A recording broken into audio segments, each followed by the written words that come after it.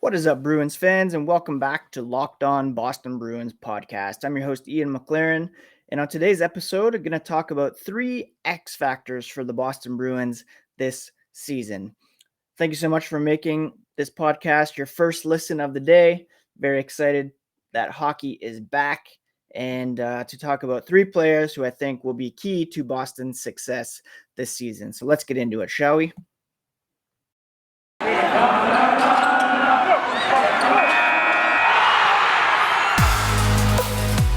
You're Locked On Bruins, your daily podcast on the Boston Bruins. Part of the Locked On Podcast Network, your team every day.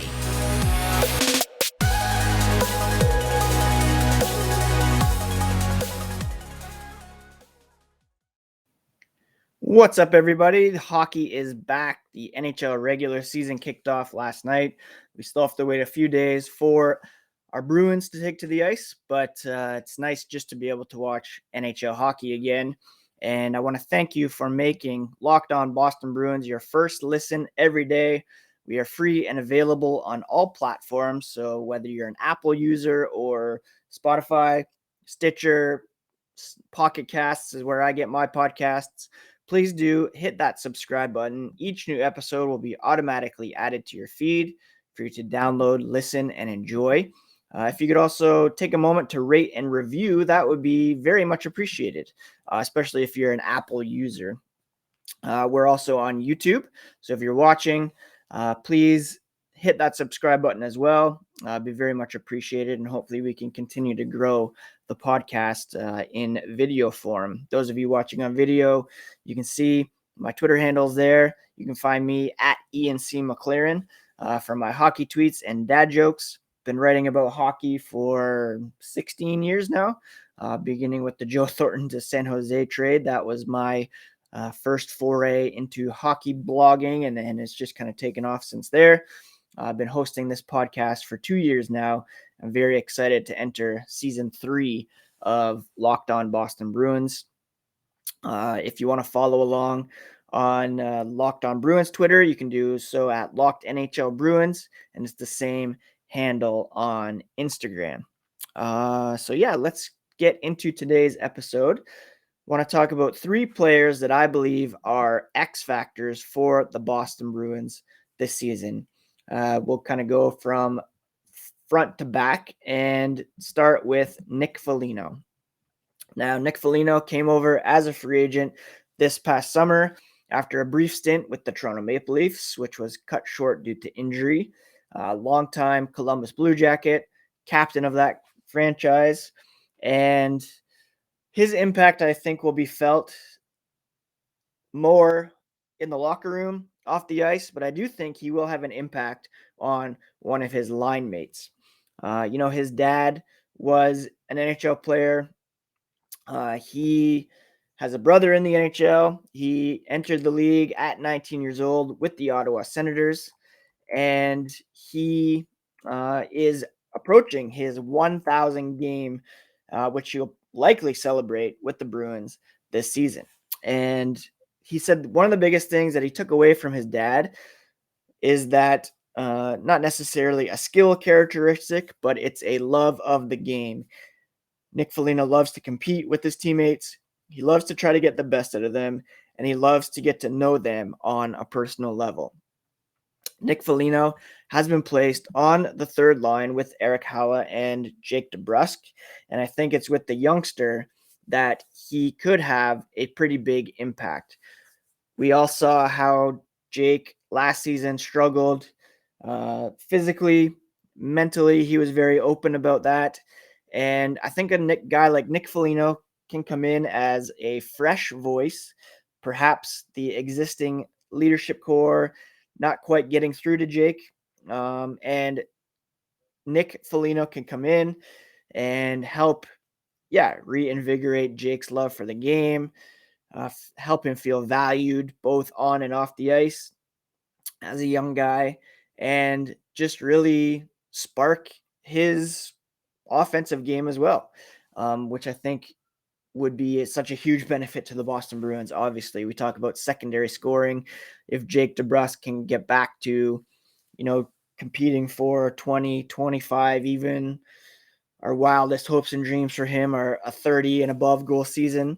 That would be huge for this team. And I think Nick Felino, that veteran experience, that perspective that he's bringing in, that love for the game will help a guy like like Jake DeBrusk.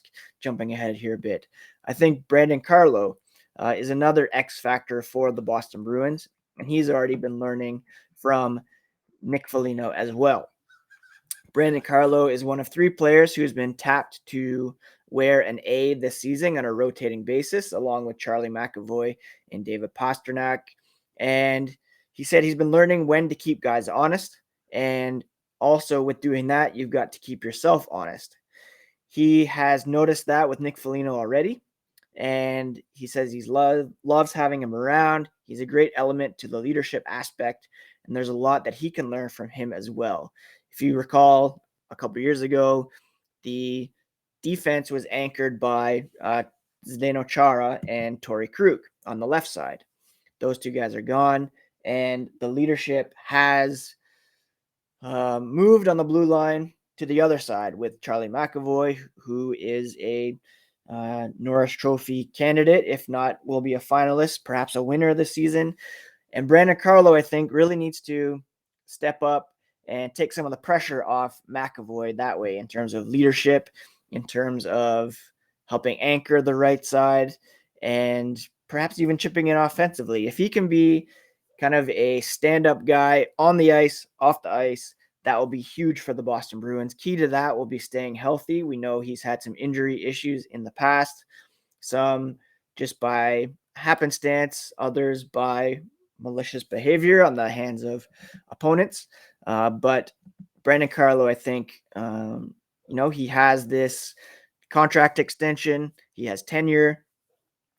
He has a commitment from the Boston Bruins, and they believe in him. And I think that him learning from Patrice Bergeron, from Nick Felino, from Brad Marchand, that's going to serve him well moving forward. Again, it all starts with Patrice Bergeron. He's going to be somewhat of an X factor this season. He always is. If he can stay healthy, depending on what he decides, he might be extra motivated if he has in his head that this could be his final season. But Bergeron was a instrumental factor in bringing Nick Felino to the Boston Bruins. So he's already done some great work there. And, going back a couple years, Nick Felino was a member of the Blue Jackets when they beat the Lightning. So hopefully that experience could come in handy as well as these guys look to win a championship here this season. Before we get to my third X factor, let's talk about Built Bar, the best tasting protein bar on the market. It comes in 9 delicious flavors, and there's something for everyone. If you don't know the Built Bar flavors, you're missing out. There's coconut, cherry barcia, raspberry, mint brownie, double chocolate, salted caramel, strawberry, orange, cookies and cream, and German chocolate. If you haven't tried all the flavors, you can get a mixed box where you'll get 2 of each of the 9, or you can just load up on your favorite.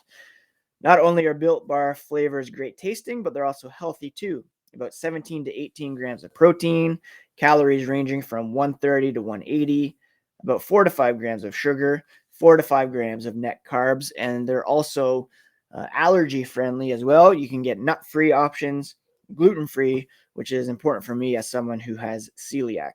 Right now, go to built.com and use promo code LOCKED15 to get 15% off your order. That's promo code LOCKED15 for 15% off at built.com. Built Bar is the official protein bar of the U.S. track and field team. I want to thank you again for making Locked On Bruins your first listen of the day. Again, we're available on all platforms, free on your podcast app, on YouTube. So please do subscribe. All your support is very much appreciated. One of the big stories in the preseason was the goaltending and the battle, let's say, between Linus Ullmark and rookie Jeremy Sweyman. A lot of people are calling for Sweyman to get the opening night start, and I think that's fair based on how he played in the preseason. He was excellent in his 10 games last year. He doesn't seem to have missed a beat in the preseason, and he is the goalie of the future for the Bruins, if not the present in some people's minds. It's going to be somewhat of a platoon situation. I don't think there's much symbolism in who starts opening night as it is. So whatever, give Sweyman the start. Ullmark admittedly has not looked sharp in the preseason, and that's understandable. It takes time to get acclimated to a new city, new teammates, a new system, new equipment even, and it's not an indictment on Ullmark that he didn't come out and post a shutout in every game that he appeared in. I've pointed to these numbers before, but there is reason for encouragement when it comes to what Ullmark can be for the Boston Bruins. If you look at the Buffalo Sabres over the past 2 seasons, a pretty bad team. Ullmark appeared in 54 games. He had a winning record in each of the past 2 seasons, and he posted a .916 save percentage with the Buffalo Sabres. They were awful. So that is encouraging in and of itself. If he can be boosted by Bruce Cassidy's system, by the defense in front of him, by the complete 200-foot effort that the coaching staff demands of the Bruins, and as he gets more comfortable in his surroundings, I think he'll be fine. But he's an X factor for sure. If he doesn't fit in, if he doesn't post, a 9, 12 to 15 save percentage, the Bruins, might, I don't want to say start to regret that 4-year, $5 million per contract, but they might end up having to call Tuukka Rask sooner than later and getting him on board. I kind of half joked, predicted yesterday that perhaps the Colorado Avalanche will be hot and heavy in on Tuukka with, Darcy Kemper, Pavel Francouz as their netminders for a team with very real, perhaps the realist Stanley Cup aspirations. Denver, great place to spend a few months. And if Tuukka is intent on winning a cup before he retires, then that could be his best shot. And he is the best available free agent. Now, this kind of goes along the lines of a question that I was asked on Instagram by Lucas Salisbury. And Lucas asked, hey, so I've been having this thought. I'm a big Sweyman fan. I honestly think he's the future of goaltending in Boston. With that said, what do you think happens if Tuukka comes back and Sweyman is 1A, Ullmark is 1B, and both are having incredible seasons? Do you see a 3-goalie rotation? 3-goalie rotations are pretty rare in the NHL. Right now, the Bruins have the 23-man roster made up of 13 forwards, so 1 extra. They have 8 defensemen, 2 extra, and then 2 goalies. So if they were to carry 3 goalies, it would require probably a defenseman to be sent down to the AHL, placed on waivers. That already happened with John Moore. So that could happen again. What would be more likely if Rask comes back is for Sweyman to be sent down since he is waiver exempt. Now, part of that question is if they are both playing outstanding. Do they even reach out to Tuukka Rask? Do they need to bring him back if Ullmark and Sweyman are playing at a high level? Maybe, maybe not. We know that Rask can elevate his game in the playoffs. Neither Ullmark nor Sweyman have much playoff experience. And so it might be the best call to bring in a fresh Tuukka Rask for the stretch run and the postseason, knowing that he can perform at a high level in those pressure situations and knowing that he's motivated to win a Stanley Cup. What does that do to Swayman's confidence being sent down to the AHL? What does that do for Ullmark, knowing that the Bruins have made a commitment to him and they don't trust him to run with things down the stretch this season? I mean, at the end of the day, it's all about piling up the wins and putting yourself and your team in the best position to win when it matters most, and that is in the postseason. So whoever out of the three gives the team the best chance to win. You can't discount Sweyman just because he's a rookie. It's not unheard of for rookies to come in and lead a team to the Stanley Cup. We saw that in 2019 on the other side with Jordan Binnington. And going back to Ken Dryden, Patrick Waugh, Andrew Hammond stole a playoff spot from the Bruins a few years ago on a hot streak. But yeah, at the end of the day, it all depends on what the Bruins want to do, what they can do. Do they want to devote available cap space prior to the deadline on Tuukka Rask when they already have two goalies who, if they're playing at a high level, why bring another one in? Do they want to save cap space for a defenseman? If Connor Clifton can't prove that he's able to play a full load on the right side, even on the third pair, if Derek Forbort's not working out, if Matt Grizzly gets hurt, if Brandon Carlo gets hurt, who knows? If Charlie Coyle doesn't pan out, will they need to bring in a center? Do you want to save cap space for that? It all depends on what Tuukka's ask is, if there's signing bonuses and the like. So yeah, that's going to be a fascinating story as the season goes on. But right now, I think, Sweyman gets the opening night start. If he starts hot, ride him for a bit. Give Ullmark the odd start to get acclimated, but I think he'll settle in fine. And he is my third X factor for the Boston Bruins this season, to go along with Nick Felino and Brandon Carlo. Let me know what you think. Hit me up at ENC McLaren or Locked NHL Bruins. And let me know what your X factors are for the Boston Bruins this season. If you're a betting person, you can visit BetOnline, the fastest and easiest way to bet on all your favorite sports. They have a new updated site and interface, even more odds, props, and contests, and they're your number one source for everything NFL.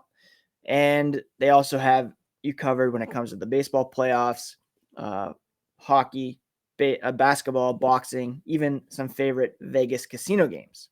Head to their website, use your mobile device to sign up and receive a 50% welcome bonus on your first deposit using promo code LOCKEDON. Bet online, where the game starts. Now, as we do every day on the Locked On Boston Bruins podcast, let's finish with some news and notes. The NHL regular season did kick off last night. The Tampa Bay Lightning lost 6-2 to the Pittsburgh Penguins, so always love to see the Lightning drop points. The Kraken, they were expected to have some guys out on the NHL COVID-19 protocol, but Jared McCann, Jonas Donskoy, Marcus Johansson, and Jamie Oleksiak were all able to play. They were down early, but rallied to tie things up, lost 4-3. And a bit of hockey history for you. Former Boston Bruin Ryan Donato scoring the first goal in Seattle Kraken history, which I called on Twitter. Danton Heinen also scored the first goal of the NHL season, if that's a piece of history that you're interested in. Around the Atlantic Division, the Montreal Canadiens signed center Nick Suzuki to an 8-year, $63 million contract extension. He's their highest paid forward on the roster. And I mean, we're not Canadiens fans around here, but I am personally a Nick Suzuki fan, having watched him lead the Guelph Storm to an OHL championship a couple years ago as playoff MVP. So clutch. And I think the Canadiens did well to convince Vegas to send Suzuki in the Max Pacioretty trade a couple years ago. Going back to COVID, Colorado Avalanche star Nathan MacKinnon tested positive for the virus and will miss the season opener. Apparently, he's asymptomatic, shouldn't miss too much time. But if he's on your fantasy team, that's a big loss for one game as well. Maple Leafs forward Mitch Marner left practice yesterday as a precautionary measure following a collision with Wayne Simmons. So the Wayne train doing some damage there.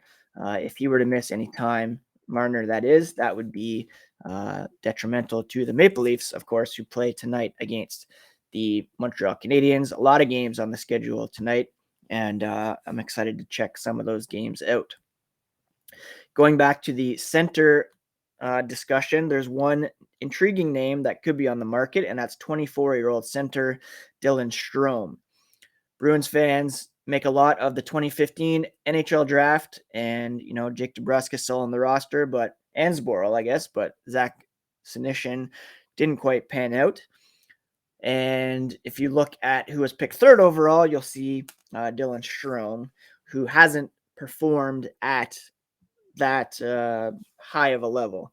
He is below Jake DeBrusk on total points from that draft class, a bit higher when it comes to points per game. But there's definitely some potential there. The Blackhawks have Jonathan Toews back. They traded for Tyler Johnson in the offseason.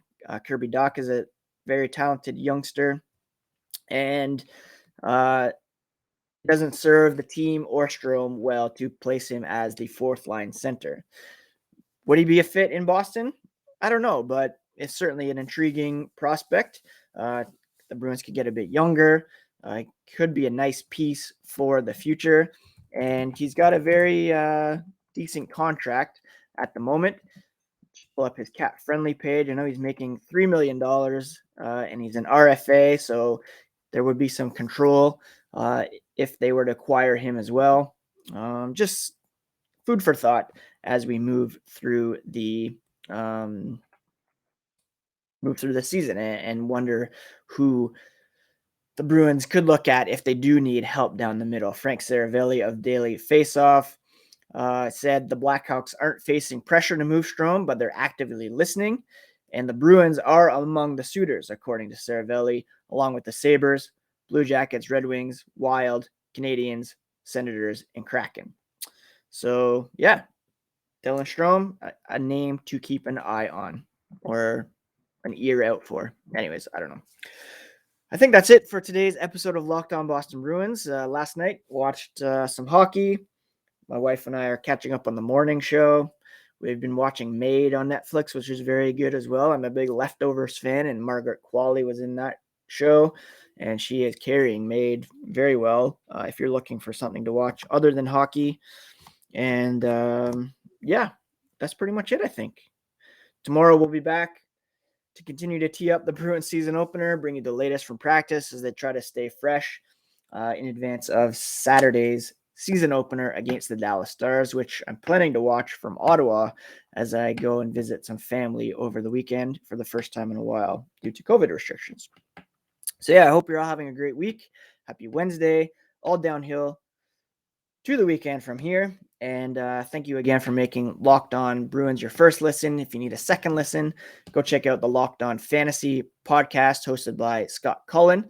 He'll give you all the tips you need to get the early advantage in your league. And we'll be back tomorrow with another episode of Locked On Boston Bruins, part of the Locked On Podcast Network, your favorite team every single day.